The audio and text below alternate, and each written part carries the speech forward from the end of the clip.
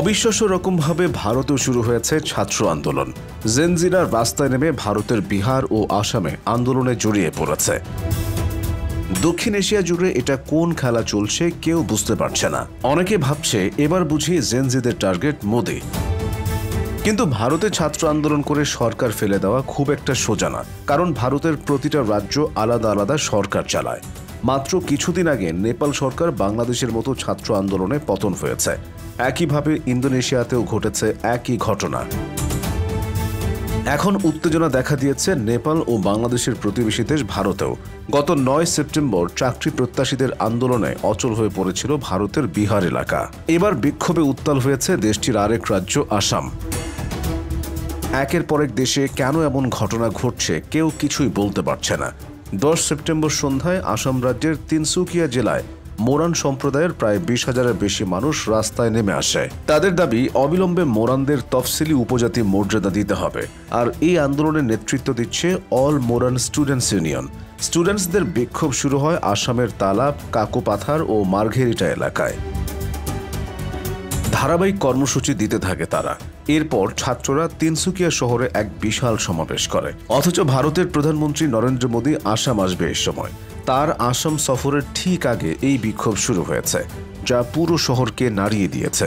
সাধারণ মানুষও যোগ দিচ্ছেন ধীরে ধীরে। কড়া নিরাপত্তার মধ্যে এই মিছিলগুলো হচ্ছে, কিন্তু তবুও মানুষকে আটকানো যাচ্ছে না। মূলত প্রধানমন্ত্রী মোদী প্রতিশ্রুতি দিয়েছিলেন যে বিজেপি সরকার গঠনের 100 দিনের মধ্যে মোরান সহ আরও 5টি সম্প্রদায়কে একটি মর্যাদা দেবে।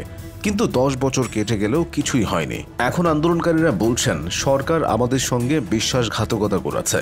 তাই 2026 সালের নির্বাচনের আগে একটা ফয়সালা চায় তারা, না হলে আন্দোলন তীব্র হবে। এটা অনেকটা বাংলাদেশের সাথে মিলে যাচ্ছে। বাংলাদেশের ছাত্ররাও কোটা প্রত্যাহার দাবি নিয়ে শুরু করেছিল আন্দোলন, কিন্তু ধীরে ধীরে তা সরকার পতনের আন্দোলনে পরিণত হয়। ভারতের আন্দোলনকারীরা ঘোষণা দিয়েছে যদি তাদের একটি মর্যাদা ও স্বায়ত্তশাসনের দাবি পূরণ না হয় তাহলে তারা আরও তীব্র আন্দোলনে যাবে। এমনকি তারা হুঁশিয়ারি দিয়েছে আগামী 72 ঘন্টার মধ্যে সরকার যদি স্পষ্ট কোনো পদক্ষেপ না নেয় তবে 15 সেপ্টেম্বর থেকে শুরু হবে ব্যাপক অর্থনৈতিক অবরোধ। শ্রীলঙ্কা দিয়ে শুরু হয় এই খেলা। জনগণের তোপে বাধ্য হয়ে দেশ ছেড়ে পালাতে হয় শ্রীলঙ্কান প্রেসিডেন্টকে।